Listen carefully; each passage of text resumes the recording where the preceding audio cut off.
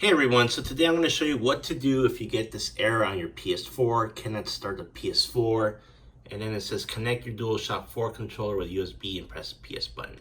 So the first thing you're going to want to do is go look for your USB cable for your PS4 controller. It's going to have this micro USB connection on one end and the regular USB connection on the other end. And then go ahead and grab your PS4 controller. In my case, I have the SCUF controller, which will work just fine as well. So first connect the micro USB side to the controller, just like you see right here. And then go ahead and plug the regular size USB to the PS4. So once your USB cable is connected to your PS4, you're going to want to switch over to your controller. And then you're going to want to go ahead and hit that PS button just like this. So you're going to get this message here. It says connect a USB storage device. But we're going to go ahead and hit cancel. Okay, at this point your PS4 should turn off. We're going to go ahead and hit the power button again.